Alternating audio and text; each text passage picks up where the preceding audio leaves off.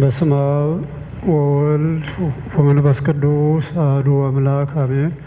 ክቡር አባታችን መልአከ ገነት መምህር ሰናይ የደብራችን አስተዳዳሪ፣ ክቡር አባታችን ቀሲስ ሳምሶን፣ ክቡራን አባቶች፣ ወንድሞች ዲያቆናት፣ የተከበራችሁ እናቶች፣ አባቶች፣ እህቶች፣ ወንድሞች እንደምን አደራችሁ? እንኳን ለዚህ ሰዓትና ለዚህ ጊዜ በቸርነቱና በምሕረቱ እግዚአብሔር አደረሳችሁ አደረሰን። ከእኛ ጋር እደር፣ ጊዜው መሽቷል፣ ሌሊቱም ቀርቧልና። ይህን ቃል የተናገሩት ከደቀ መዛሙርቱ መካከል የሆኑ ሁለት አባቶች ናቸው። ቃሉ የሚገኘው አሁን በሰማነው ወንጌል ላይ በሉቃስ ወንጌል ምዕራፍ 24 ከ13 እስከ 33 ያለው ቃል ባለው ንባብ ውስጥ ሲሆን ቃሉ በቀጥታ 29 ቁጥር ላይ ያለው ነው።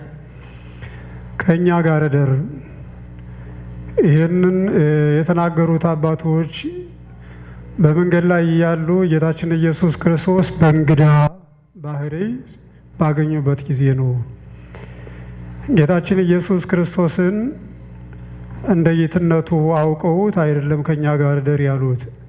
በእንግዳ ባህሪ እንግዳ መስሎ አይደለም ለነሱ ለኢየሩሳሌም እንግዳ መስሎ ያናግራቸው ነበር እና እኒህ እንግዳ ወዳዶች፣ ሰው አክባሪዎች፣ እግዚአብሔርን ፈሪዎች ሰዎች በድንገት ለነሱ መሽቶባቸው በነበረ ሰዓት እርሱ የሚያልፍ ወደ ሌላ ሀገር የሚሄድ መስሏቸው ነው እና ሲመሽበት ድንገት ከእኛ ጋር እደር፣ መሽቷል፣ ሌሊቱም ቀርቧል አሉት። ይህ ቀኑ የትንሣኤ ዕለት ነው። የትንሣኤ ዕለት በተለያየ ጊዜ ጌታችን ኢየሱስ ክርስቶስ በተለያየ ሰዓት ለደቀ መዛሙርቱ ተገልጾላቸዋል።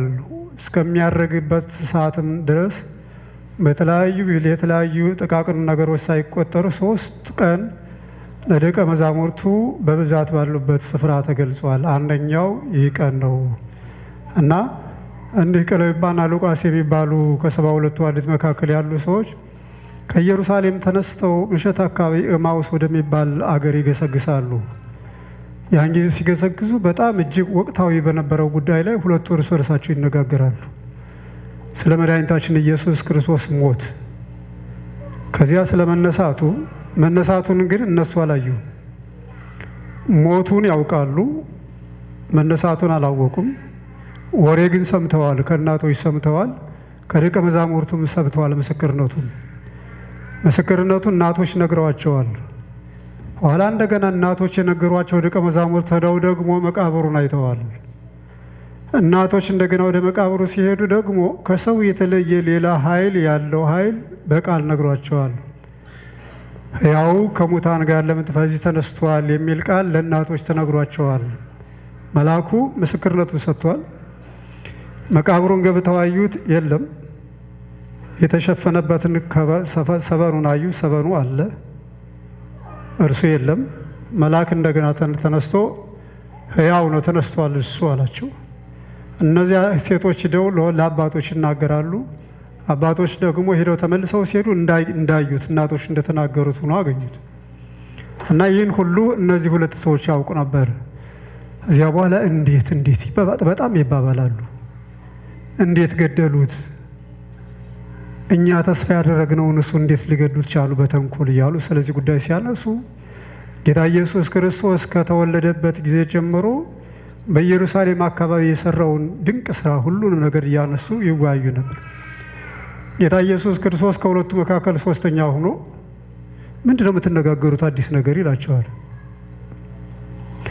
እኒያ ሰዎች መለስ ሲሉና አንዱ ቀለዮጳ ይባሉ፣ እንዴ አንተ ለኢየሩሳሌም እንግዳ ነህ እንዴ? በኢየሩሳሌም እንግዳ የሆነው ሁሉ አታውቁም እንዴ አሉ። ምንድን ነው እሱ ይላቸዋል። መልሶ ጌታ ኢየሱስ ክርስቶስ የናዝሬቱ ኢየሱስ ስለ ናዝሬቱ ኢየሱስ ክርስቶስ ነው። ምንድን ነው እሱ? ከዚህ ላይ ልብ ልንለው የሚገባው የገለጸበት አንጓና አገላለጽ ነው። እርሱ በእግዚአብሔርና በሰው ፊት ታላቅ የሆነ በምግባርና በስራ የከበረ ሰው ነበረ ይለዋል። ከአንድ ሰው የሚጠበቁ ስራዎች ናቸው።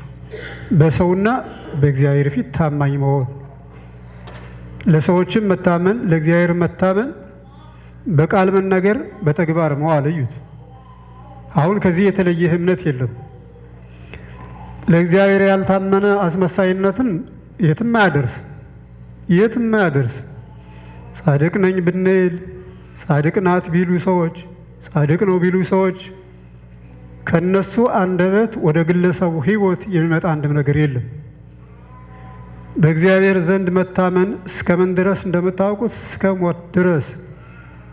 ከሞት በኋላ ይህ ክልከላ የተቀመጠው ምንድነው? ነቢዩ ወይም ሐዋርያው ያየው እስከ ሞት ድረስ የታመንክ ሁን ያለው። ከዚያ በኋላ የሰው ልጅ ምን የማድረግ አቅም ስለሌለው ነው። ከዚያ በኋላ ከሞት በኋላ አቅም ያለው ያየን አንድ ብቻ ጌታ ኢየሱስ ክርስቶስ ነው። መቃብር ውስጥ ከፍቶ ሲገባና ዘግቶ ሲወጣ፣ ሲኦል ውስጥ ሲገባና ከፍቶት ሲገባና ሲኦልም ባዶውን በርብሮ ሲወጣ ያየነው እሱ ብቻ ነው። ማንም ሰው በዚህ ጎዳና ሊሄድ የሚችል ኃይለኛ ተራማጅ መንገደኛ ጎዳና የተዘጋጀለት ኃይለኛ ሌላ ሰው አላየንም። ይህ ሰው መዳረሻው ግን ሞት፣ ነፍስና ከስጋ እስኪለይ በትቻለሁ። እስከዚህ ድረስ የታመንህ ሁን። ለእግዚአብሔር መታመን በዚህ ጌታ ኢየሱስ ክርስቶስን በእግዚአብሔርና በሰው ፊት የታመነ ይለዋል። በእግዚአብሔር ፊት ፍጹም እግዚአብሔር ታማኝ ጌታ አንድ ቀን ድካም የማይስማማው በመሆኑ አንድ ቀን ደክሞ ያልታየ ያ ሁሉ መከራና ስቃይ ሲያልፍበት ለምን ሰው ሆንኩኝ ብሎ ያልተጸጸተ እዩት። ለምን ሰው እኛ ሰው ሆነን ሌላ ምንም ነገር ሳይኖረን ለምን ተፈጠርኩ እንላለን። ጌታ ግን ለምን ሰው ሆንኩኝ አላል።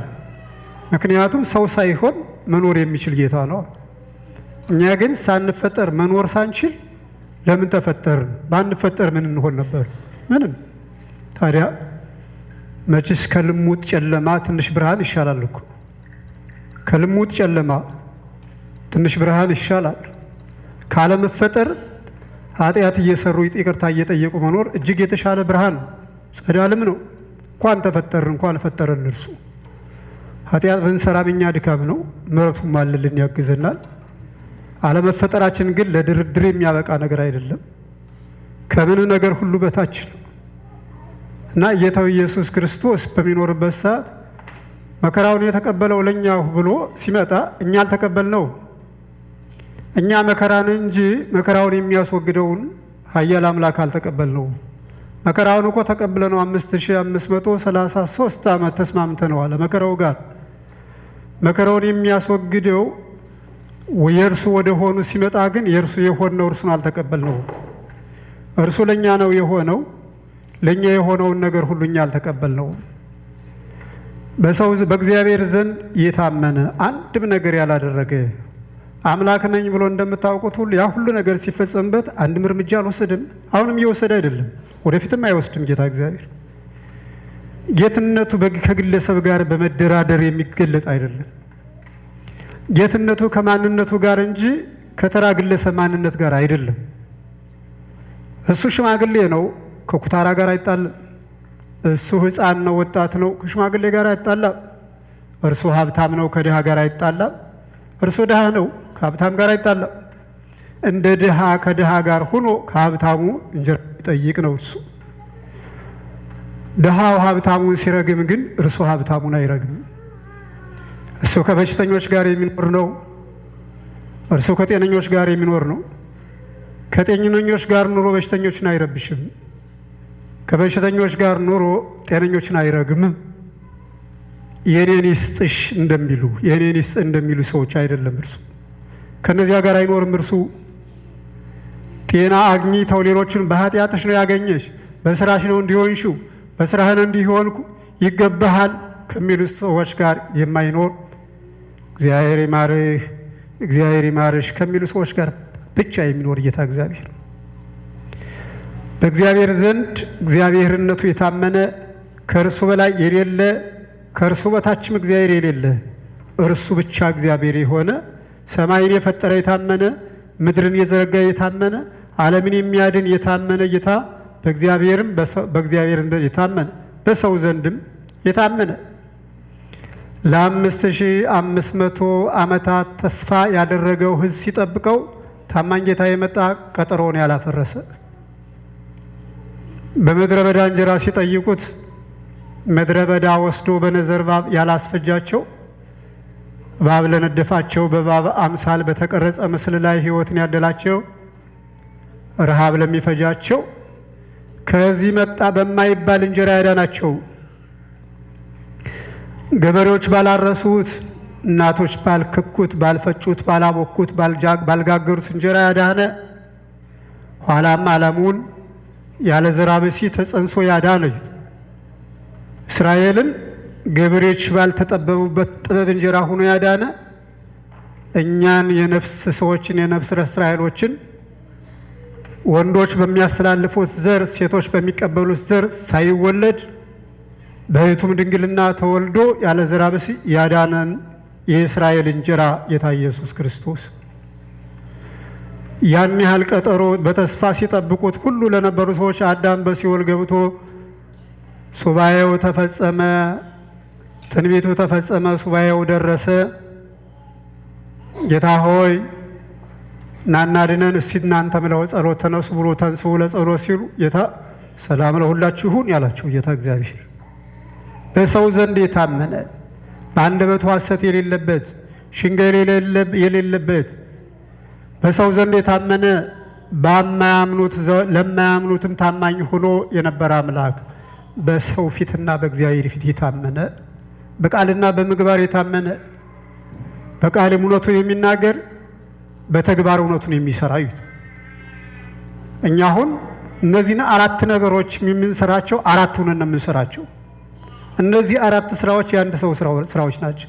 በእግዚአብሔር ዘንድ መታመን፣ በሰው ዘንድ መታመን፣ በቃል መታመን፣ በምግባር መታመን የአንድ ክርስቲያን ስራዎች ናቸው። ከኛ መካከል እነዚህን የምንሰራቸው 4ቱን ነው። አንዱ በቃሉ የታመነ ነው። ለሚናገረው ቃል እውነትነት አለው፣ በስራ ግን አይገልጸው። አንዱ የሚናገረው ሌላ ነው፣ በተግባር ደግሞ ሌላ ሰው። በቃል መናገር አይችልም፣ መመስከርም ይፈራል፣ ሰውነቱ አይቆም፣ ይብረከረካል፣ በምግባር ይገልጻል። አንዱ ጌታውን ጥሩ አድርጎ ያምነዋል፣ በሰው ዘንድ ግን ታማኝ አይደለም። አንዱ በሰው ዘንድ ታማኝ ነው፣ እግዚአብሔርን ግን አያምንም። ታውቁታላችሁ፣ ሁላችሁም ማለት ነው። በሰው ዘንድ ምግባር የሚሰሩ ምግባር ያላቸው እጅግ የሚደነቁ ሰዎች፣ ሕይወታቸው ለሰው እርዳታ የሚያውሉ ሰዎች አሉ። ከዚህ ቤት ያለውና የዚህ መንጋ አባል የሆነ ደግሞ አንዳንድ ሰው ደግሞ ምግባሩን ገሸሽ አድርጎ እግዚአብሔር አለ በማለቱ ላይ ይኖራል። የኛ ቤት በብዛት የምንኖረው እግዚአብሔር አለ በሚባል ጉዳይ ነው። ሁሉም ሰው ባይባልም አብዛኛው ሰው እኔን ጨምሮ እግዚአብሔር አለ እንላለን። እግዚአብሔር የሚኖርባቸው ሰዎች ላይ ግን በተግባር አንገለጽም። አልፎ አልፎ አንዳንድ ሰዎች እግዚአብሔር መኖርን ያውቃሉ፣ በምግባርም ይገልጻሉ። ሐዋርያው ሲናገርም በቃልህም በምግባርህም ለመንጋው የታመንክ ሁን፣ በአደባባይ አታድርጉ ይላል። በተግባርም የማይደረገውን አለማድረግ። አለመታረቅ መጥፎ ነው፣ ታረቁ። አትጣሉ ይላል፣ ያስታርቃል፣ እርሱም ግን አይጣላም። እርሱ እየተጣላ የሚያስታርቅ ሰው ማለት ነው፣ በቃል የሚሆን በምግባር የሌለ መጽቱ የሚል እርሱ ግን ከሰዎች የሚቀበል እንጂ ከእርሱ እጅ ምንም ሰዎች የማይቀበሉት ማለት። አንድ ክርስቲያን ሊሆን የሚገባው ሁኔታና ሊይዘው የሚገባው ፎርም ቅርጽ ይሄ ብቻ ነው።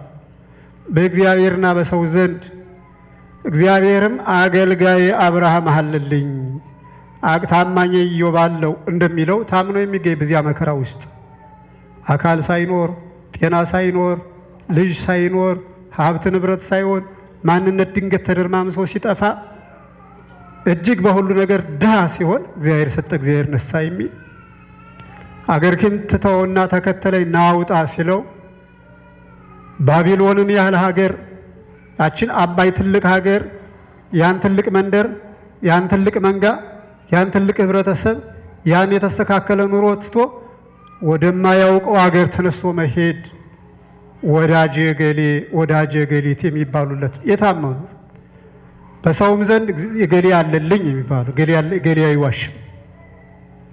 ለገሌ ልንገረው ይመክረኛል፣ ለገሊት ልንገራት አትዋሽም፣ ገሊት ትመክረኛለች ተብለው ታምነው የሚገኙ ሰዎች እንዲህ የሆነ ነበር ነው የሚሉት። በእግዚአብሔርም በሰውም ዘንድ በቃልም በምግባር የታመነ ሰው ነበር። እኛ እንዲያውም እስራኤልን የሚበጀን ከሮማውያን ቀኝ ግዛት ነፃ የሚያወጣን ነው ብለን ነበር። ሰው ነውና የሚነጋገሩ ትክክል ሆኖ በእርሱ ዘንድ ግን የሚያወሩት ነገር ነውን ወደ ነበር ቀይረው ነው የሚያወሩት። እግዚአብሔር ነበር አይደለም። ነበር የምንለው አሁን አለ ስለምንል ነው እንጂ ነበር ያልነው ታሪክ እያወራን ሁልጊዜ እግዚአብሔር ነበረ፣ አሁን አለ፣ ወደፊትም ይኖራል የምንለው ያኛው ታሪክ አይደለም። ያ ጥንት በነበሩት ሰዎች ላይ የነበረው እግዚአብሔር አሁንም በእኛ ዘንድ ስላለ እውነታው አለ ወይም አዎ ስለሆነ ነው ነበር ብለን የምንገልጸው እንጂ ስለ እግዚአብሔር ነበር የሚል ሊያድነን የመጣ መስሎን ነበር። አሁን አድኖቱ አልሆነም የሚል ሐሳብ ውስጣቸው ያለ ይመስላል። እንዲህ ነበር ያን እያሉ እያወሩት ይነግሩታል ጥሩ አድርገው። ነገር ግን ጸሐፍት ፈሪሳውያንና የሕዝቡ መኳንንቶች ተሰብስበው አሳልፈው ሰጡት፣ ገደሉት። ዛሬም ከሞተ 3ኛ ቀኑ ነው ይሉታል። ትዕግስተኛው ጌታ ሁሉን ይሰማል። ምክንያቱም እግዚአብሔር ሰውን ተበቅሎ የሚያጠፋ ጌታ አይደለም። እነዚህ ሰዎች ብዙዎች ምስክሮችና ብዙዎች የትምህርት ሂደቶች በእነሱ ዘንድ ነበሩ። ያንን ለማስተካከል ነው ጌታ የሚፈልገው እንጂ ይህን አድርገሃል፣ ይህን አድርገሻል፣ እናቶች ይሄ ይገባሻል የሚል ጌታ አይደለም። ያን አድርገሃል፣ ይሄ ይገባሃል፣ ትቀጣለህ ካል የለም አይደለም። ለመጽደቅ ህይወታችን ለማጽደቅ ይቅርና ጌታችን ገና አላወቅነውም። መጀመሪያ የምንጸድቀው ጌታን ስናውቀው ከሞላ ጎደል በእኛ እንኳን ሌላውን ተውት፣ ረቂቁን ዓለምና ረቂቁን ግዛት ተውት፣ ከእኛ ጋር ያለውን ባህሪውን ማወቅ በራሱ ይህ ይበቃናል። ከእኛ ጋር ብሩክ እንደሆነ ጨካኝ እንዳልሆነ ለዘላለም የሚኖር እንደሆነ የኛ ህይወት ይወጣል ይወርዳል እንጂ የኛ ህይወት ሲወጣ ሲወርድ ከላይ የማይቀር ሲወርድ ህይወታችን ከላይ የማይቀር ህይወታችን ሲወጣ ከታች የማይቀር አብሮን የሚከተል ሕፃን ሳለን አብሮን የሚኖር ሰዎች ዝም በሉ ተው ሲሉን እንደ ተራ ነገር ሲቆጥሩን እርሱ አብሮ ከኛ ጋር ግን እኩል የሚጫወት ጌታ ስናድግ እንደገና ወጣቶች ስንሆን ወጣቶች ከእናንተ ጋር አብሮ ያለ የወጣቶች ጌታ ስሜታችሁን የሚረዳላችሁ መከራውን ሁሉ የሚያይላችሁ ህይወታችሁ ምን ላይ እንደደረሰ የሚረዳላችሁ ያው እግዚአብሔር ሽማግሌ ሲኮን ደግሞ አብሮ እንደ ሽማግሌው የሚያስብ 3 እግር ይዞ ሲሄድ በአንድ ምርኩዝ ጨምሮ ሲንገዳገድ የነበረው ነገር ሲታጣ ከፊት የነበሩ ነገሮች ሁሉ ሲርቁ ከእጅም ያለው ነገር ሲታጣ ሰው በተስፋ መውደቁ ሲዋጥ አብሮ ከሽማግሌው ጋር የሚኖር ጌታ እግዚአብሔር በሁሉ ነገር በሁሉ የሚኖር እና እነዚህን ሰዎች ለማጥፋት አይደለም ያን ሁሉም ያዳምጣቸው። አይናቸው ተሰውሮ ነበር ለጊዜው። እግዚአብሔር መግለጥ ይችላል፣ እግዚአብሔር መሸፈን ይችላል። ለጥፋት ግን አይሸፍንም። አያችሁት? ዲያብሎስ ነው ሰውን ለማጥፋት አይንን የሚሸፍን እንጂ እግዚአብሔር ለጥፋት አይንን አልሸፈነው። የእነዚህ ሰዎች አይናቸው የተሸፈነው የሚሉትን ሁሉ በእርግጠኝነት እንዲገልጹ ነው። በአይምሯቸው ያለውን ሁሉ እንዲገልጹ ነው አይናቸውን የሸፈነባቸው እንጂ እንዳያውቁት አይደለም። ጳውሎስን አይኑን ሸፈነው አይኑ ተገልጦ ከሚያውቀው በላይ እንዲያውቀው ነው። አይኑ ተገልጦ ሳለ ጳውሎስ በአንድ ጥቅስ ሰው አሳዳጅ፣ ሰው ገዳይ በእግዚአብሔር ዘንድ እምነት እንዳለው በሰው ዘንድ እምነት እንደሌለው ሰው ነበር። ምክንያቱም ሰው ይገላል፣ ሰው ያሳድዳል። ይሄ ደግሞ እምነት አይደል፣ በሰው ዘንድ የታመነ አይደል። ያን የሚያደርገው ግን ለእግዚአብሔር መልካም ነገር ያደረገ መስሎት ነው። ዛሬ እንዳሉት ሰዎች አንዱን ሰው ብትገለው እርሱም ይጸድቃል፣ አንተም ትጸድቃለህ። አሁን ተራወሪ ማለት ነው። ስለዚህ ይህ ስለሆነ እነዚህ ሰዎች እንዳይጠፉ አይናቸውን ያጉራቸውና አይናቸው በታወረበት ቅጽበት በአይምሯቸው ውስጥ ብርሃንን ይልክና በአይምሯቸው ብርሃን ሲላክ በአይምሯቸው ውስጥ ብርሃን ሲለቀቅ የአይናቸው ብርሃን ሁሉ ይለቀቅና አንድ ጊዜ ውጭንም ውስጡንም የሚመለከት አቅም አላቸው። አንድ ጊዜ ስለዚህ ጌታችን ኢየሱስ ክርስቶስ እንዲህ እያሉት በሚሄዱበት ሰዓት ይህን ካሉት በኋላ ዛሬ 3ኛ ቀኑ ነው። ነገር ግን ይላሉ ደግሞ አያችሁት፣ ያልተናገሩት ነገር የለም። የተደረገበትን ድርጊት፣ እነሱ የነበራቸውን ተስፋ፣ አሁን ደግሞ ያለውን ነገር ግን ሴቶች እንደነገሩን ከሆነ ወደ መቃብር ሄደው ሕያው ነው ብሏቸው ነግረውናል። በዚያም ደግሞ የመልአክ ራእይ ታይቷቸው ሕያው ነው ብሎ እንደነገራቸው ነግረውናል። እነሱ የነገሯቸው ሰዎችም ሂደው ሲያዩ እውነትም መቃብሩ ተከፍቷል፣ ሰበኑ ከዚህ አለ። ይህ 3ኛ ቀኑ እያሉ ይተርኩለታል። ኋላ አጋጣሚ ይሄዳሉ፣ ይገሰግሳሉ። እነሱ ወደሚደርሱበት ቦታ ደረሱ። እነሱ ብቻ ሳይሆኑ ወደሚደርሱበት ቦታ ላይ የደረሱ ፀሐይም ወደ መጨረሻዋ ጎዳና ደርሳ ነበር። እኩል ደረሱ። ፀሐይም ሄዳለች እኩል፣ እነሱም እኩል ደርሰዋል። ያን ጊዜ የሚያልፍ ስለመሰላቸው ና ከኛ ጋር እደር፣ ጊዜው መሽቷል፣ ሰዓቱም ጨልሟል፣ ሊጨልም ነው፣ ና ከኛ ጋር እደር። እሺ አብራቸው ገባ። ጌታ እኮ ሰውን አልፎ አይሄድም፣ ከሰው ጋር ነው የሚሄድ። የእግዚአብሔር የሥራው መጨረሻ እኮ ሰው ታውቁት የለ በማን ጀምሮ በማን እንደጨረሰ ሰውን ከፈጠረ በኋላ ሌላ ፍጥረት ፈጥሯል? እግዚአብሔር ፈጥሯል? አልፈጠረም? የፍጥረት መዳረሻ የፈጣሪ ድርሻ ሰው የመጨረሻ። ከዚህ በኋላም ጎዳና የለውም ጌታ እግዚአብሔር። ወደዚህ ዓለም ቢመጣም እስከ ሰው ድረስ ወደ እንስሳት ጎዳና አልሄድም። የወደቁ አጋንንት ወደ እነሱም አልሄድም። መዳረሻው እኛ ነን። ሰውን አልፎ አይሄድም እግዚአብሔር።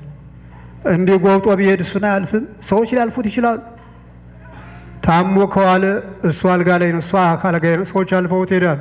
እሱ ግን ከታመመው ሰው ውጭ አይሄድም። እስከ ታመመው እስከ አልጋው ድረስ በዚያ ሙሉ እግዚአብሔር አለ ከእሱ ጋር። ከድሃውም ጋር በዚህ ቅርጽ፣ ከሕፃኑም ጋር በዚህ ቅርጽ፣ ከወጣቱም ጋር በዚህ ቅርጽ እግዚአብሔር አለ። ከእነርሱ ጋር ገባ። ከዚያ በኋላ የሚበላ ነገር ቀረበ፣ ባርኮ ሰጣቸው። ዓይናቸውን ገለጠላቸው። ጌታ እንደሆነ አወቁት። እናንተ የማታስተውሉ ይላቸው። ከነቢያት ጀምሮ ስለ ትንሣኤው የተነገረውን የአብርሃም አምላክ የይስሐቅ አምላክ የያዕቆብ አምላክ ብሎ ለሙሴ ተናግሮ እኒህ ነገሮች ሁሉ አሉ አይል እያለ ስለ ትንሣኤ ሙታን የተናገረው እነሳለሁ፣ አርጋለሁ፣ ልብሴን ይካፈሉታል፣ ይገሉኛል፣ ያው ሁሉ ተነግሯቸው የለ እናንተ የማታስተውሉ አይምሮ ግድላችሁ ለምን? ይህን ተናግሯቸው ጌታ ኢየሱስ ክርስቶስ ዓይናቸውን ገልጾ ተሰወረ። እኒህ ሰዎች ቀጠሉ በነባሩ ጎዳናቸው፣ ባልተሳሳተው መንገዳቸው የጌታችን ኢየሱስ ክርስቶስ መምጣትን አስተማሩ እና ዛሬ ይህ ቃል የሚነገርበት ነው። ከእኛ ጋር እደር። እናቶቻችን፣ አባቶቻችን፣ ወንድሞቻችን፣ እህቶቻችን እግዚአብሔርን ከኔ ጋር ሁን ልንለው ያስፈልጋል። ስንወጣም እርሱ የብርሃን መገኛ እንጂ የፀሐይ ብርሃን የኛ ብርሃን አይደለም። ሁሉን የሚያሳየን እርሱ እንጂ ፀሐይ አይደለችም። ሰው እኮ እያየ ሕሊናው ከተሰቀለ በፊቱ የሚያልፈውን ላያይ ይችላል። ችግር ከደረሰበት ሰው አያይ። ችግሩን ነው የሚያየው፣ በሕሊናው ያለውን ችግር ነው የሚያየው እንጂ በግንባር ያለውን ሂደት ያለውን ዙሪያ ወደት አያየውም። ከኛ እግዚአብሔር ከሰው ጋር ካለ ግን ሁሉም በድህነት ሆኖ እግዚአብሔር ከእርሱ ጋር ያለ ሰው እርሱ ሀብታም ነው። ከእግዚአብሔር ሌላ ምን ያስፈልጋል? አያችሁት እናቶች፣ አባቶች፣ ከእርሱ ሌላ ምን ያስፈልጋል? እርሱ በሽተኛ ሆኖ ከእግዚአብሔር ጋር ካለ በሽታ በእርሱ የተለካ ልብሱ ነው፣ በእርሱ ልክ የተሰራ። እግዚአብሔርን ካገኘው ምን አገባው? ዛሬ ባይታመምም ነገ ይታመናል። ዛሬ በሕይወት ቢኖርም ነገ ይሞታል። ዛሬ በሀብት ቢኖርም ነገ ይደኸያል። ባይደኸይም ሀብትን ትቶ ባዶ ድሃ ሆኖ በ3 ክንድ ከስንዝር መቃብር በሁለት ክንድ መቃብር ተቀብሮ ተነስቶ ሊሄድ ይችላል። ይህ ስለሆነ ከእኛ ጋር እደር፣ ጊዜው መሽቷል። እናቶቻችን፣ እህቶቻችን እናንተ እንደምታውቁት በ20 ዓመት ያላችሁ በ30 ዓመት ያላችሁ ናችሁ። ጊዜው ገና ሊመስላችሁ ይችላል። መሽቷል። ግን የእናንተ ጊዜ የሚመሸው በ80 ዓመት ላይ አይደለም።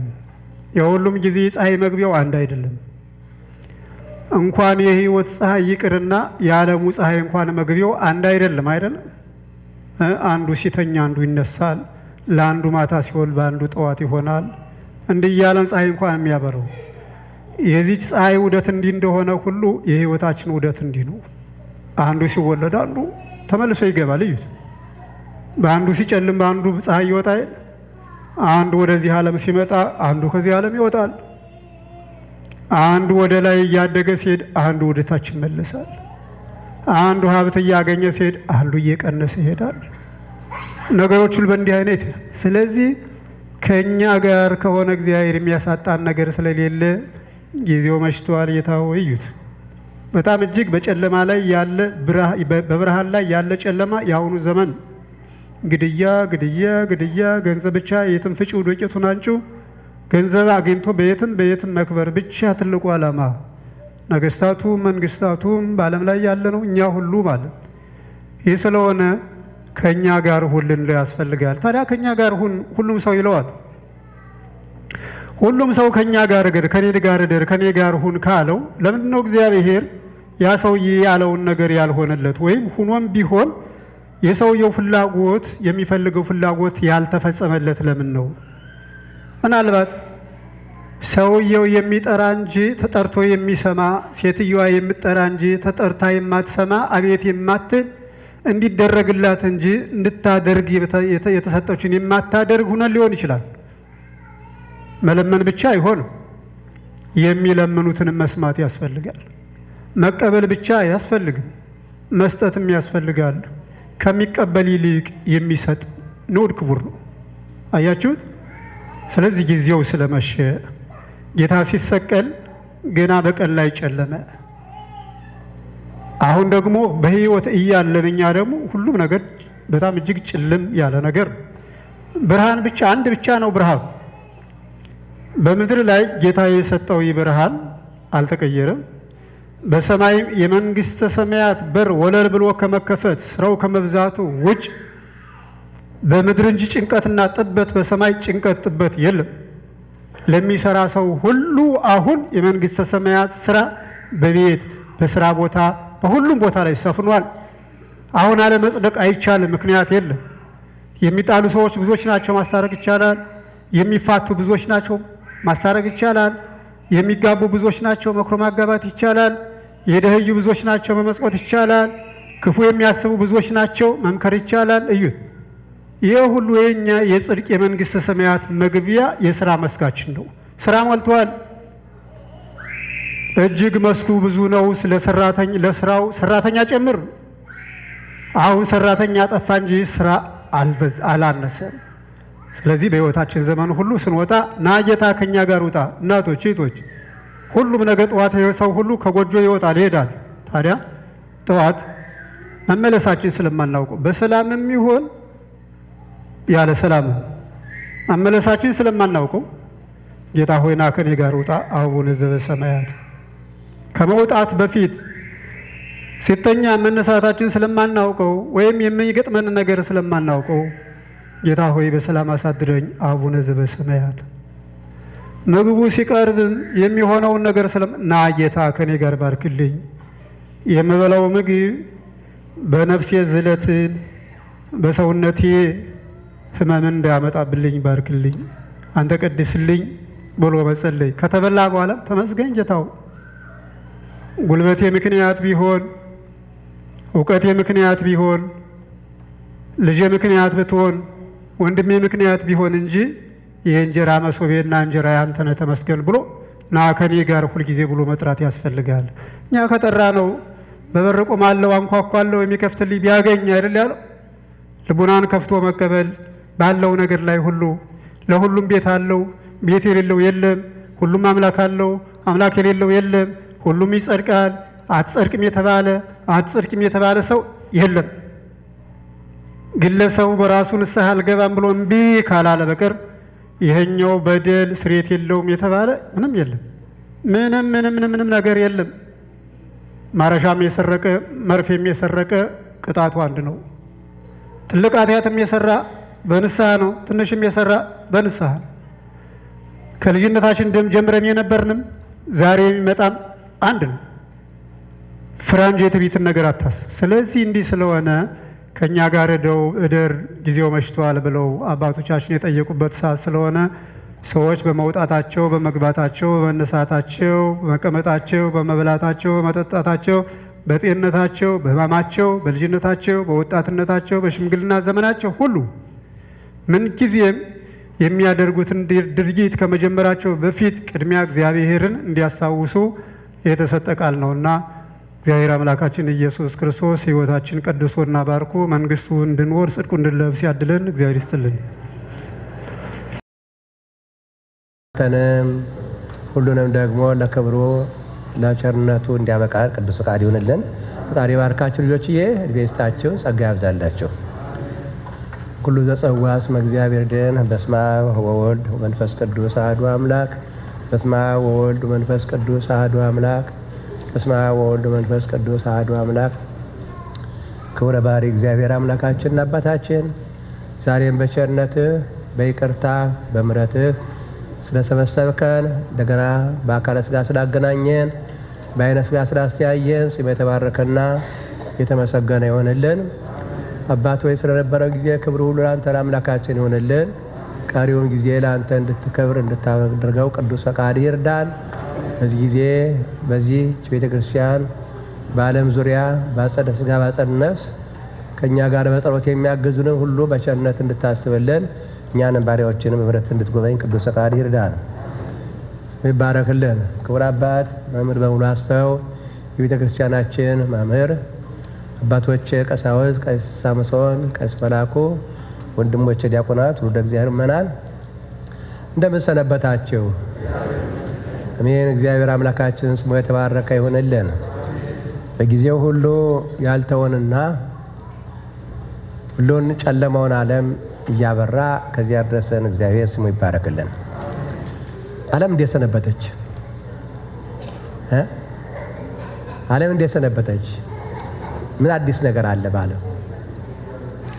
እያረጀች ነው። እሷ ቆንጆ ነኝ እያለች እኛ አንተ እያረጀች እንጥራለን። ዓለም እኔ ቆንጆ ነኝ እያለች ገና ታደባድበናለች። የእርጅና ምልክት ነው የምታይባት፣ የቁርጅና ነው። ዓለም የሚታይባት የእርጅና ነው፣ የቁንጅና ምልክት ነው የሚታያቸው ለእያንዳንዳቸው። አይታያቸው ምንም። በተለይ ወንዶቹ ቆይ ሴቶቹ አትከታተሉም። እናንተ ሴቶቹ ስላሉም አትከታተሉም። እናንተ ስለ ማጀታቸው፣ ስለ ወጣቸው፣ ስለ እንጀራቸው፣ ስለ ልብሳቸው ወንዶቹ ናቸው። እንደው ያንዳንዱ ወንድ እንዲሁ መቼም ዜና ሳትሰሙ ውላችሁ ታድራላቸው። ዜና እንዲሁ ይሄ እንትን ነው፣ ትምህርት ነው።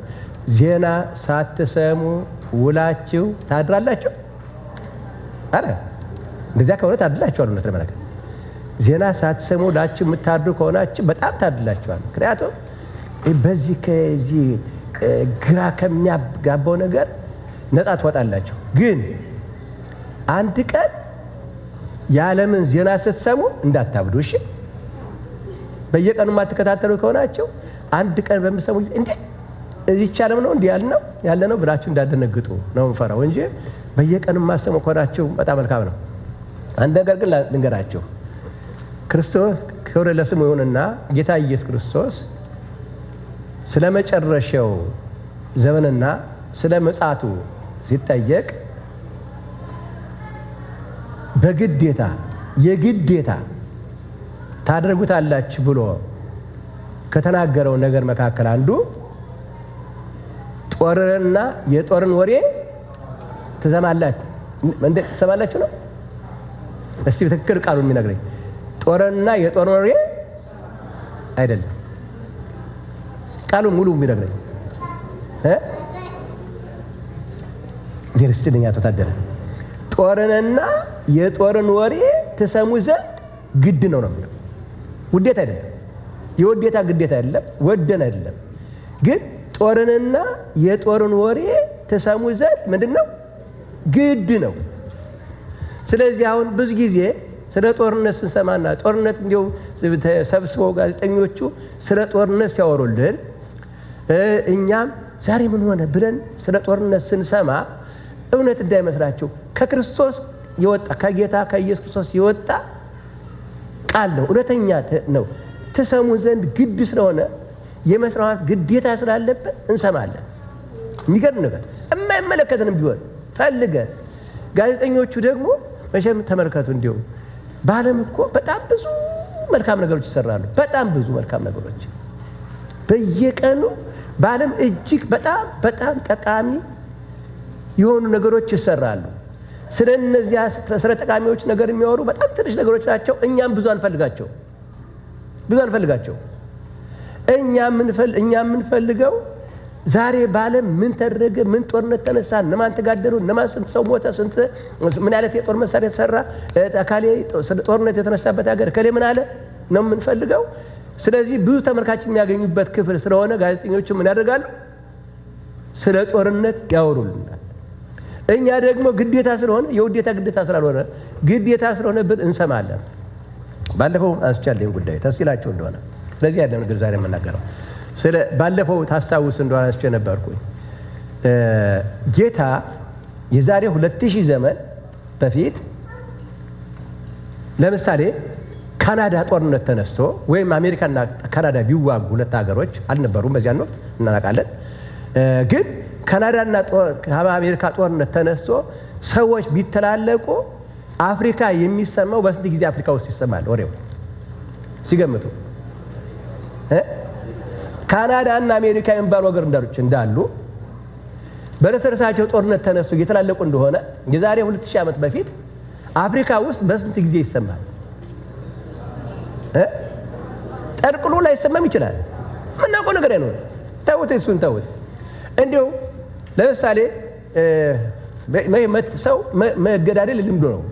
ለምሳሌ እኛ ሀገር እንሂድና ወሎ ውስጥ ጦርነት ተነስቶ እርስ ወንድሞች ናቸው የሚገዳደሉት፣ ወይም ክርስቲያኖችና እስላሞች ወይም ወንድምና ወንድም ይነሳና ጦርነት ብቻ ይቀጥላል።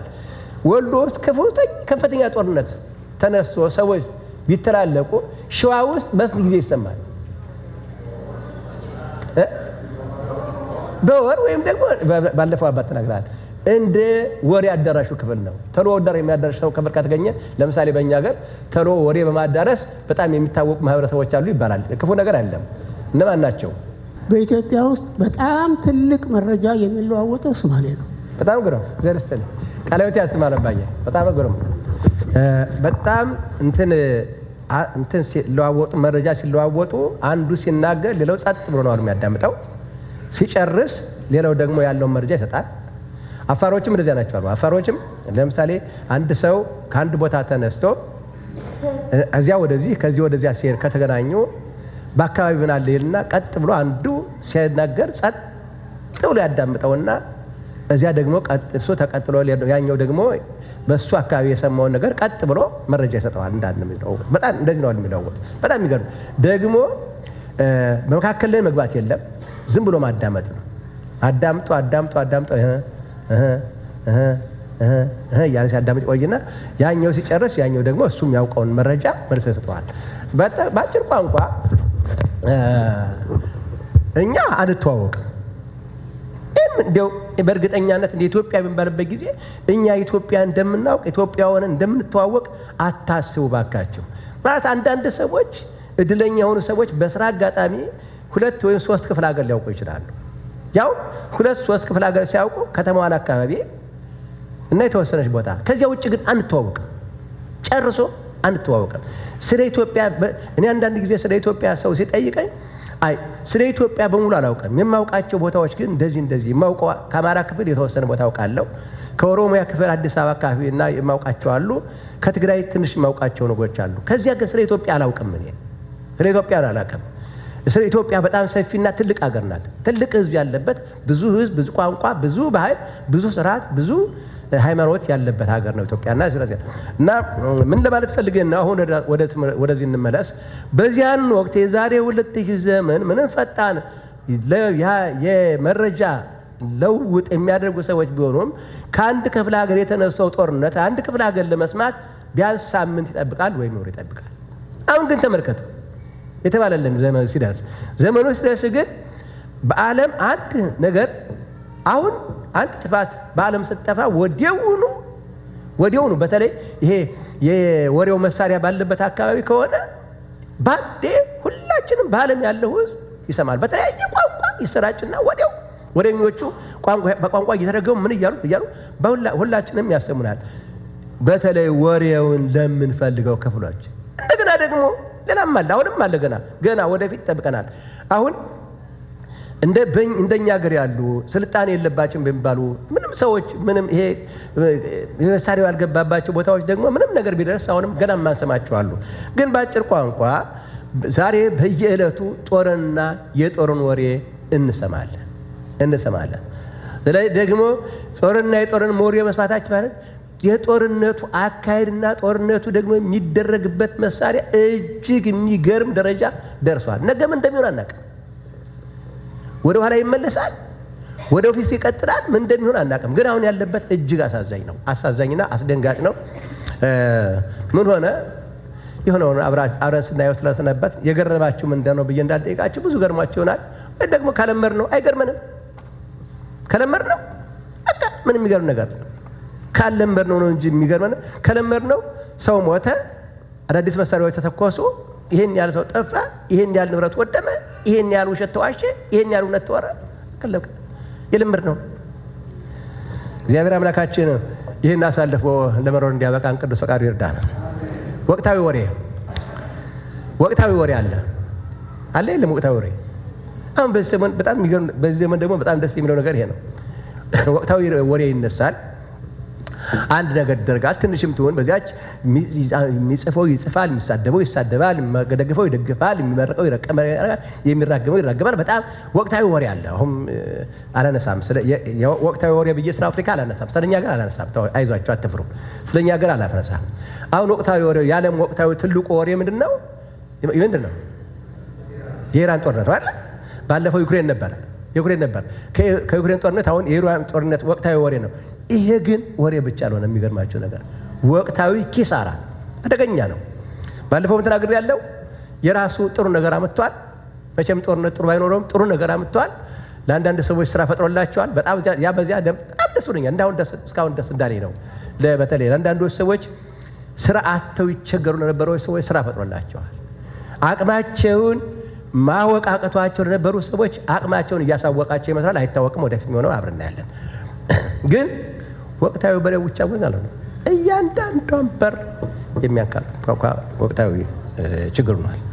እግዚአብሔር ከዚህም እንዲያሳልፈን ቅዱስ ፈቃዱ ይርዳን። ብዙ ነው ያለን እንትናችን። በዚህ ጌታችን ኢየሱስ ክርስቶስ ከሙታን ተለይቶ በተነሳበት ሳምንት ወቅታዊ መነጋገሪያ በተለይ በኢየሩሳሌም ወቅታዊ መነጋገሪያ ነበረ። ምንድን ነበር ያ መነጋገሪያ? የክርስቶስ ሞት ወቅታዊ አጀንዳ መነጋገሪያ ነበር። በዚህ ጉዳይ ላይ የሚያምኑ የማያምኑ የሚጠራጠሩ የሚክዱም ሁሉም ይነጋገሩበታል። ሁኔታው አስደንጋጭ አስገራሚ ነበረ። ተመልከቱ። በጣም የሆነው ነገር በጣም ይገርም ነበረ። ክርስቶስ ተሰቀለ፣ ቀኑ ጨለመ፣ ጨረቃ ደም ለበሰች፣ ምድር ተናወጠች። ብዙ ሙታን ከመቃብር ተነስተዋል። ከመቃብር ተነስተው ኢየሩሳሌምን ሞልተዋታል። ይሄ እውነት ነው። በቤተ መንግስቱ ድንጋጤ ነበረ። ሀገሪቱን ይመሩ በነበሩት በጸሐፍት በቤተ ክህነቱም ድንጋጤ ነበረ። በሃይማኖት መሪዎች ድንጋጤ ነበረ። በፖለቲካ መሪዎችም ድንጋጤ ነበረ። ስለዚህ ያ ስለነበረ ወቅታዊ መነጋገር የነበረው ምንድን ነው? የክርስቶስ መሰቀል ነበረ። መሰቀል ነው። እንዴት ንጹህ ሰው ተስፋ የሚደረግበት ሰው ለእስራኤል ማዳን ምክንያት ይሆናል የተባለ ሰው ብዙዎችን ያዳነ ሰው ለብዙ ነገር የሚጠበቅ ሰው ባለፈው ሳምንት ሆሳዕና ሆኖ ብዙዎቹ ተሰብስበው የክብር ንጉሥ ይግባ ያሉለት ልብስ የተነጠፈለት ቅጠል የተጎዘጎዘለት የክብር ንጉሥ ይግባ የተባለ ክርስቶስ በሚቀጥለው ሳምንት ለሞት ያውም ትልቅ ወንጀለኛ ለሚቀጣበት ሞት ተዳርጓል ክርስቶስ። ስለዚህ ይሄ አደገኛ በጣም የሚገርም መነጋገሪያ ነበር በወቅቱ። ስለዚህ በዚህ ጊዜ ነው እንግዲህ በሉቃስ ወንጌል ምዕራፍ 24 ቁጥር 13 እስከ ቁጥር 33 የተመዘገበው ቃል የምናገኘው። እነዚህ ሁለት ሰዎች መንገድ ይሄዳሉ። ይሄ መንገድ የታወቀ መንገድ ነው። እስካሁን ድረስ ብዙ ዝነኛ መንገድ ቤተክርስቲያን ተሰርቶበት ከኢየሩሳሌም ኢማሁስ ወደሚባለው ቦታ 60 ኪሎ ሜትር የሚሆን መንገድ ነበር የሚሄዱት። ሲሄዱ የሚነጋገሩት ምንድን ነው? ስለ ክርስቶስ ሞት ደግሞ እነዚህ አማኞች ናቸው ወይም ደግሞ ክርስቶስን ይከተሉ የነበሩ ሰዎች ናቸው። እና ቢያንስ ደቀ መዛሙርት ከ12 ሐዋርያት አይደሉም። ሉቃስ ከ72 አርድእት መካከል የሆኑ ሰዎች ናቸው። በጣም ነገሩ አስደንግጧቸዋል፣ ተስፋ አስቆርጧቸዋል፣ አሳዝኗቸዋል። በሀገሪቱ ላይ ፍትህ እንደሌለ ፍትህ አለመኖሩ ያሳዝናል። የክርስቶስ ሞት ያሳዝናል። ተስፋ ያደረጉት ነገር ማጣታቸው ያሳዝናል። በጣም ብዙ የሚያሳዝን ነገር ነበረ እና በዚያ ጉዳይ ተነስተው ነበሩ ወደ ኤማሁስ የሚሄዱት እና እየተነጋገሩ ነበረ። ይነጋገሩት የነበረው ነገር አስቀድሞ ይነጋገሩት የነበረው ነገር አልተመዘገበልንም። ግን ይነጋገሩ የነበሩት ስለ ክርስቶስ ስለሆነው ነገር እንደነበረ በኋላ ለጌታ ነግረውታል እያሉ ሲሄዱ ማን ጋር ተገናኙ? አሁን እናንተ ሴቶቹ ማን ጋር ተገናኙ? ማን አገኛቸው? ጌታ ኢየሱስ ክርስቶስ አገኛቸው። በፊታቸው ነው የመጣ በኋላቸው ነው የነበረው ወይስ እንዴት ነው ያገኙት? ነበረ? እርግጠኛ ናቸው? ዝም አሉ ሁሉ። በኋላቸው ነው የደረሰ? በፊታቸው ነበር ወይስ በቀኛቸው ነበር? በግራቸው? በኋላቸው ነበረ? ከእነሱ ጋር ነበር። ወዲያው ነው በቃ ከኋላቸው ይምጣ፣ ከፊታቸው ይጠብቃቸው፣ ከቀኛቸውን ከግራቸው የተመዘገበ ነገር ተገናኙ እና ሁኔታው አያስደነግጥም? በተለይ ያን መንገድ ለምታውቁ ሰዎች የድሮውን አላውቅም፣ የአሁኑን ስለምታውቁ ግን መንገዱ ከኋላቸውን ሰው ቢከተላችሁ ማየት የምትችሉበት ነው። ከፊታቸውን ቢጠብቃችሁ ታያላችሁ። በዚህም መጥለጥ ያለ መንገድ ነው። ግን በድንገት ነው ያገኛቸው እና ሲያገኛቸው ምንድን ያላቸው? እያዘናችሁ ነው ያላቸው። እያዘናችሁ ወይም እየቆዘማችሁ የሚታይባችሁ ስትሄዱ የደስታ መልክ አይደለም የሚታይባችሁ፣ የሐዘን መልክ ነው የሚታይባችሁ። እየቆዘማችሁ እያዘናችሁ ስትሄዱ የምትነጋገሩበት ጉዳይ የምትወያዩት ነገር ምንድን ነው ብሎ ጠየቃቸው። ምንድን ነው ብሎ ጠየቃቸው። ሃይማኖት ትምህርት የሰው ሐዘኑ የሚታወቅ በምንድን ነው? ሰው ልቡ ሲያዝን በምን ነው የሚታወቀው? ነበር በምን ይታወቃል? በፊት ይታወቃል። እግዚአብሔር ይስጥልኝ። ይታወቃል። ሰው እምከመ ይትፌሳህ ልብ ይበርህ ገጽ፣ ልብ ደስ ሲለው ፊት ይበራል። እምከመ ያዝን ልብ ይደምን ገጽ፣ ልብ ሲያዝን ፊት ምን ይሆናል? ፊት ምን ይሆናል? ይጠቁራል፣ ይታወቃል። ለዚህ ነው አሁን የታወቀ ነው። እንደ ሰው የምናውቀው ሰው በቀን የምናውቀው ሰው እንደው ፊቱ ጭምግግ ብሎ ወይም ደግሞ ይሄ ፊቱን እንደዚህ በእኛ የአዲስ አበባ ልጆች ምንድን ነበር የሚሉት? አንድ ሰው ፊቱን እንደዚህ ብሎ ሲመጣ ምንድን ነው የሚሉት? ፊትን ዘፍዝፈኸው መጣ ይላሉ። ቋንቋው እንደዚህ ነው ማለት። ምንድን ነው ፊትን ዘፍዝፈኸው መጣ ማለት? በቃ ደስ አላለህም፣ አዝነህ ነው የመጣኸው፣ ከስረህ ነው የመጣኸው፣ ያተረፍከው ነገር እና ምንድን ነው ፊትን ዘፍዝፈኸው መጣ ይላሉ። ደስ አይል መጣ ማለት ነው። ስለዚህ ፊት ምንድን ይላል ማለት በአጭር ቋንቋ ፊታችን ይደምናል ወይም ይጠቁራል ወይም የተለየ መልክ የያዘ መልክ በፊት ላይ ይታወቃል፣ የልባችን ሐዘን። ስለዚህ ጌታ እያላቸው ምንድን ነው የሚታይባችሁ? በፊታችሁ የሚታየው በአካሄዳችሁ የሚታወቀው የሚለየው በፊታችሁ የሚታየው በአካሄዳችሁ የሚለየው በአካሄድ የሚታወቃል ሐዘን የሚታየው የሐዘን ነው። እንዲሁ ነው ሳለ ስለምንድን ነው የምትነጋገሩት አላቸው። እስኪ አንድ ጥያቄ ብጠይቃችሁ ደስ ይለኝ ነበረ። ወንዶችን ልጠይቅ ሴቶች? ማንን ልጠይቅ? አንድ ሰው ደስ ሲለው እንዴት ነው የሚራመደው? አንድ ወጣት ልጅ ደስ ሲለው እንዴት ይራመዳል? ምንዳ አሁንስ ጠፍቷል መሰለኝ። ጡብ ጡብ ጡብ ጡብ ጡብ ጡብ ነው የሚለው ሲናገር። አንድ ደስ ያለው ልጅ ሲሄድ እንዴ አረጋገጡ። እንዲሁ አንዳንድ ጊዜማ ይገርማቸዋል። በኃይለ ሥላሴ ዘመነ መንግስት የተቀረጹ የኢትዮጵያውያንን አረማመድ ተመልከቱት፣ ይገርማቸዋል። በጣም ነው የምፍቀ ነው። ሲሄዱ ዲክ ጡብ ጡብ ጡብ ጡብ ጡብ ጡብ ጡብ እያሉ ነው የሚሉት። በቃ ደስ ይሉ አይቻለሁ። በዚህ አዲስ አበባ አካባቢ የተቀጠረጧል። ያ አሁን ብዙ ሰው ሲሄድ ምን እያለ ነው የሚሄደው? ጉትት እያለ ነው የሚሄደው። እንደ ሽባ ጉትት እያለ እንዲህ እዚህ ጫማው ይጎትተዋል፣ ሱሪው ይጎትተዋል፣ መኪናው ሰባብሮናል። በተለይ ውጭ ሀገር የኖረው ሰው በጣም የውጭ ሀገር የኖረን ሰው ታውቁታላችሁ። ስብርብር ያለ ስለሆነ አካሄዱ አዲስ አበባ ውስጥ ያውት እንዲህ እያለ ነው የሚሄደው። እንዲህ እያለ ነው የምንሄደው። እውነቴን ነው የምላቸው፣ እየቀለድኩ አይደለም። እዚያ የሚኖረው ሰው ሲሄድ ያለ ጫማ ነው የሚሄዱት። አሁንም ገጠሮች ሲሄዱ ያለ ጫማ ነው የሚሄዱት። ግን መንገድ ሲሄድ ጥብ ያሉ በጣም ደስ ይላል። እንዲህ ወታደር ለስልጣን እንደሚሄድበት ነው የሚያሉት። እና ውስጥ ሰው አሁን ሲያዝንና ሲደሰት ደግሞ አሁን ያዘነ ሰው ደግሞ ያዘነ ደስ ያለው ሰው ልክ አንዳንድ ጊዜ እጁን ከፊቱ ከስተው ደስ ብሎት ፊቱ ጣጣጣጣ ያለ ይላል። ያዘነ ሲያዝን ደግሞ ቆዝም ብሎ ስብርብር ብሎ ይከዳል። አካሄዱ ሁሉ ይታወቃል እኮ ያዘነ ሰው ግን ያዘነ ሰው አካሄዱ ይታወቃል፣ አነጋገሩ ይታወቃል፣ ፊቱ ይታወቃል፣ ሁሉ ነገር ይታወቃል። ሰው ሲያዝንም ሲደሰትም።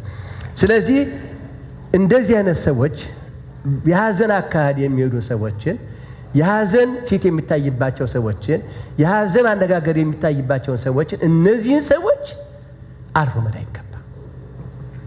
ማነጋገር፣ ማጽናናት፣ የሚችለውን ነገር ማድረግ፣ እንደዚህ አይነት ሰዎችን ገፍቶ መሄድ ኢየሱስ ክርስቶስን ገፍቶ መሄድ ማለት ነው። ክርስቶስ ያሳየን ያለው ኢየሱስ ክርስቶስን ገፍቶ መሄድ ነው። አንዳንድ ጊዜ ተመልከቱ፣ እኛ ደስ ካለው ጋር ነው የምናጨበጭበው። እሱ አይደለም ሰው። በእውነት ሰው ማለት አይደለም ክርስቲያን። ሰው ማለት እንዲሁ ደስ ካለው ብቻ ማጨብጨብ አይደለም። ደስ ካለው ጋር ደስ ይበላችሁ ተብሏል። እውነት ነው። ደስ ካለው ጋር ደስ አይበላችሁ ማለት አይደለም። ደስ ካለው ጋር ማጨብጨብ ብቻ ሳይሆን ሰው ሐዘን ሲገጥመው ባረማመዱ፣ ባነጋገሩ፣ በፊቱ፣ በሁኔታው ይታወቃል። ከዚያ ሰው ጋር አቅም የሚችለውን ነገር ማድረግ ነው። የሚገርማችሁ ደግሞ ላዘነ ሰው፣ ችግር ለገጠመው ሰው ትንሽ ነገር ትበቃለች። ትንሽ ቃል ታጽናናለች። ትንሽ አይዞህ ማለት ትንሽ አይዞህ ማለት እንዴት ጠጋኝ እንደሆነ ታውቁታላችሁ። እንዲሁ አይናቅምሽ በችግር ጊዜ ለመድረስ እና ጌታ ያላቸው ምንድነው? እያዘናችሁ የጠውልጋችሁ ስትሄዱ ስለምን ትነጋገራላችሁ አላቸው። አንዴ ነገር ገረማቸው። ለነሱ በጣም ነው የሚገርመውም ደግሞ እውነት ነው። ገረማቸው። ለመሆኑ አሉት፣ መጀመሪያ እንዲህ አሉት፣ ለመሆኑ አንተ በኢየሩሳሌም እንዲሁ ከሰው ተለይተህ ስለምነገሩም ሳታውቅ ሳትረዳ ብቻህን የምትኖር ገለልተኛ ሰው ነህ? ምንም ያን ነገር ስለዚህ ብታውቀው ነገር የለም አሉት። ስለምኑ? ስለ ኢየሱስ ክርስቶስ ነው። ክርስቶስ ስለተባለው ስለ መሲሁ ወይም ደግሞ ስለ ክርስቶስ የሆነው ነገር ምንድን ነው? እሱ ራሱ ነው የሚጠይቀው። ምንድን ነው እሱ? በእስራኤል ተስፋ የተደረገበት እስራኤልን ያጽናናቸዋል ወይም ደግሞ ለእስራኤል ቤዛቸው ይሆናል የተባለው እስራኤል ነፃ ያወጣቸዋል ተብሎ ተስፋ የተደረገበት በቃሉም በንግግሩ ወይም ደግሞ በስራው ወይም ደግሞ ባይታሰብም ክርስቶስ ባነጋገሩም በስራው ስህተት ያልተገኘበት በስራው በንግግሩም ስህተት ያልተገኘበት ስለ ክርስቶስ ነው። እኛ እሱ የእስራኤል መድኃኒታቸውና ተስፋቸው ብለን ተስፋ እናደርግ ነበረ። ነገር ግን ይደረጋል አሉ። ምን ይደረጋል? የካህናት አለቆቻችንና የካህናት አለቆቻችንና የካህናት አለቆች ሰቅለው ገደሉት። ስለ እሱ ነው የምናወራው። ደግሞ የሚገርመው ነገር እሱ ብቻ የለም አሉ። የሚገርመው ነገር እሱ ብቻ ሳይሆን እንዲያው ዛሬ ጠዋት በሶስተኛው ቀን ዛሬ በሌሊቱ ወደ መቃብሩ የሄዱ ሴቶች ደግሞ ሌላ ነገር ይዘው መጡ። ምንድነው ይዘው የመጡት? እንዴ ከሙታን ተለይቶ ተነስቷል ብለው ይዘው መጡ። እኛ ግን አላረጋገጡም። እነሱ ተነስቷል ብለው ይዘው የመጡት ነው መሞቱን ያረጋገጡ እንጂ መነሳቱን አረጋገጡ ይዘው መጡ። ስለዚህ ገርሞን ነው የምናወራው ስለሱ ነው አሉት። እዚያ ጌታ ምን አላቸው ታስታውሳላችሁ? ምን አላቸው? ቅድም እንታ አስተምረዋል፣ ወንጌሉም ተነቧል፣ በየዓመቱ ይሰበክላቸዋል። ጌታ ምንድን ነው ያላቸው? እግዚአብሔር ይስጥልኝ። ነቢያት የተናገሩትን ቃል ከማመን የዘገያችሁ ናቸው። ይሄ ነው ትልቁ ነገር። ይሄ ነው ነቢያት ስለ ክርስቶስ እንደሚሞት መከራ እንደሚቀበል ከሙታን ተለይቶ እንደሚነሳ ተናግረው ነበረ። በመጀመሪያ ነቢያት የተናገሩትን እንደሚሞት እንደሚቀበል እንደሚነሳ ለማመናቸው ስህተት ነው። አምናችሁ ቢሆን አትቸገሩ ነበር። ሁለተኛው ስህተት ምንድን ነው? መሞቱን አምነዋል፣ ግን መነሳት ተነስቷል የሚባለውን አባባል ደግሞ ምንድን ያሉት በጥርጣሬ እንዲሁ ገረሙን። ደግሞ ሴቶቹ እንዲሁ አርተዋል። እውነት የሆኑ ውሸት አናውቅም። ገና ትንሣኤውን አልተቀበሉ ነበረ።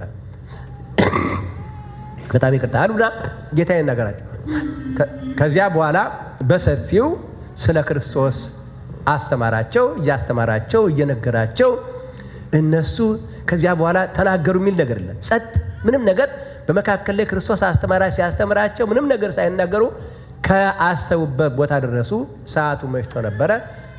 ከዚህ በኋላማ ያን ብዙ ነገር ነግሯቸዋል። ሰዓቱ መሽቷል፣ አልፈልተድ አይገባም፣ ከእኛ ጋር እደር አሉ። ጌታ ከእነሱ ጋር ገባ፣ ግብዣ ያደረጉለት። ይህ በእኛ ሀገር በጣም ደስ የሚለው እንትን ነበረ ድሮ፣ ያሁን አላቅም እንጂ በእርግጥ አሁንም ይገጠም ኖሯል። ሰው አብሮ በሚሄድበት ጊዜ ከቤት ሲደረስ አድርጋችሁ ታውቃላችሁ? አብረን በምንሄድበት ጊዜ ከእኛ ሰፈር ከደረስን ከእኛ ቤት ገብታችሁ ቡና ጠጥታችሁ ውሃ ጠጥታችሁ አርፋችሁ ተዳላችሁ እንላለን። ቀን ከሆነ ትንሽ አርፈን ውሃ ጠጥተን ተጫውተን ቤታቸውን አይተን ማናውቀው ሰው ቢሆን ሌላም ደግሞ አልፈን በምንሄድበት ጊዜ እንዴት አይነት ደስ የሚል ጊዜ ነበር። እና ገባ፣ ምግብ ቀረበ። ምግብ ሲቀርብ ባራችሁ እነሱ ወንጌል የሰበኩበት መጀመሪያ የክርስቶስን ሞት የሰበኩለት፣ ከዚያ የክርስቶስን ሙሉ ታሪክ ያስተማራቸው ጌታችን ኢየሱስ ክርስቶስ ነበርና ጌታ ባረከው። ጌታ ባርኮ ያን የራሳቸው ምግብ ባርኮ ሰጣቸው። ያን ሲቀምሱ ምን ሆነ? ምን ሆነ? ምን ሆነ? አይናቸው ዘርስተሪ አይናቸው ተከፈተላቸው። አይናቸው በራላቸው። ምን ለማድረግ ነው? አይናቸው እንዴ እየተመሩ አልነበሩም የሚሉት አካለ ስጋዊ አይናቸው ያይ ነበረ። መንፈሳዊ ናቸው ግን ክርስቶስን ያዩታል፣ ድምፁን ይሰሙታል፣ አብረውት ይከተሉታል፣ ከቤታቸው እንደገባ ጋብዘውታል። ነገር ግን ክርስቶስ ያውቁታል። በፊት ግን እሱ እንደሆነ አልተረዳላቸው ነበር። አሁን ያን የእሱን በረከት የእሱን ቃል ሲሰሙ ልቦናችን ይቃጠልብን ነበር ላሉ እንጂ የእሱን በረከት ሲካፈሉ ግን አይናቸው በራላቸው። እግዚአብሔር አምላካችን ሁላችንም እንዲያወራልን ቅዱስ ፈቃዱ ይርዳን። እስኪ አንድ ሰው ጠይቃችሁ፣ የጌታን በረከት ሲቀበል ክፉ መንፈስ ወደ ልቡ የገባበት ሰው ማን ነበረ? ማን ነበረ? ይሁዳ ነበር። አይገርም? የጌታ በረከት ክፉ መንፈስ ስለሚያስይዝ ነው ይሁዳ የጌታን በረከት ሲቀበል ክፉ መንፈስ የገባበት። ለምን ነው? የራሱ የይሁዳ ልብ ለዚያ ብቁ አልነበረም። በእኛ መምህራን አባባል እንዲህ ይላሉ፣ ለልበ በሽተኛ ይላሉ። ምን ማለት ነው? ልበ በሽተኛ ማለት ለልበ በሽተኛ ሰው ነጭ በመረቅ ቢሰጡት ምን ይሆናል? ሴቶች ታውቃላችሁ፣ ይሄንን ብታውቁ እንራላችሁ። ለልበ በሽተኛ ሰው ነጭ በመረቅ ምንድን ነው? ነጭ በመረቅ ምንድን ነው? አራው ግን መጣ ዛሬ። ነጭ በመረቅ ማለት ማለት ነው ነጭ ያዳ ጤፍን ጋግራችሁ ነጭ ጤፍ ያዳ ጤፍ ነቴ ዛሬ ይኖር አይኖር አላውቅም። ያዳ ጤፍ ባል ነበር አለ አላውቅም። እውነቴን ነው። አዳውን ብዙ ገበያ እንትን ተሰርቶበታል፣ ቤት ተሰርቶበታል። ያዳ ጤፍ የሚባለው ነጭ ያዳ ጤፍን ጋግራችሁ በዚያን ያዳን ጤፍ በቆንጆ ቀይ ወጥ ነጭ በመረቅ ማለት ነው። የቀይ መረቁን አድርጋችሁ ብትሰጡት አንድ የልብ በሽተኛ ሰውዬ ምን ይሆናል? በተለይ ጨጓራ በሽታ ያለበት ሰው ቢሆን ምን ይሆናል? ተቃጠልኩ ብሎ ይሞታል። ነደርኩ ነው የሚለው። አሁን ያ ነጭ በመረቅ ምግብ ሰውየውን ወይም ሴትዮዋን የሚያማት ምን ስለሆነ ነው? ሰውየው ወይም ሴትዮዋ የጨጓራ የራሳቸው በሽታ የውስጥ በሽታ ስላለባቸው ነው እንጂ ለሌላ ሰው በሚመገበው ጊዜ ግን የማይገኝ በጣም ትልቅ ግብዣ ነው። ልክ ተመልከቱ። ልቡናችን ክፉ ሆኖ ሳናምን የይሁዳ ችግር ነው። ሳያምን ንስሐ ሳይገባ የክርስቶስ ሥጋና ደም ምን እንደሆነ ሳይቀበል በሌብነት ሐሳብ እንዳለ፣ በክደት ሐሳብ እንዳለ፣ በንፍረተ ነዋይ ሐሳብ እንዳለ የክርስቶስን በረከት ሲቀበል ምን ሆነ? ሰይጣን በልቡናው ገባበት። ለዚህ አይነት ማለት እነዚህ ግን በቅንነት እግዚአብሔርን የሚፈልጉ ሰዎች ስለነበሩ የክርስቶስን በረከት ሲቀበሉ እንደገና ደግሞ ያን የሚፈልጉትና ተስፋ ያደረጉት የነበረውን ኢየሱስ ክርስቶስን እንዲያውቁ ልቡናቸው በራላቸው። ለምን? መጀመሪያ ጤነኛ ልቡና እንደምን ያላቸው ወገኖች፣ በቤተ ክርስቲያን ስንጸልይም ይሁን ወይም ደግሞ ምጽዋት ስናደርግ ወይም ደግሞ መልካም ነገር እግዚአብሔር ክብር እናገኛለን ስንል ወይም ስንዘምር ወይም ቅዱስ ቁርባን ስንቀበል ወይም ምንም ነገር ስናደርግ መጀመሪያ ልቡናችን በሃይማኖት የጠነከረ በፍቅር የምንኖር ጸጋ መንፈስ ቅዱስ ለመቀበል የሚችል ልብ እንዲኖረን ያስፈልጋል ባሉ ለዚህ ነው። እነዚህ ሰዎች ተመልከቱ፣ ለዚህ ነው ጌታ ጋር ተገናኙ። ከዚያ በኋላ አይናቸው ሲገለጽላቸው ጌታ ተሰወራቸው። የት ሄደ? ጌታ ተሰወራቸው። አይናቸው ተገለጸ፣ አወቁት፣ ግን ተሰወራቸው። የት ሄደ? አያውቁም። በዚያች በ60 ኪሎ ምናፍ እንግዲህ ተመልሶ ኢየሩሳሌም ይሄድ የሚያውቁት ነገር ናቸው። ግን ምን አሉ?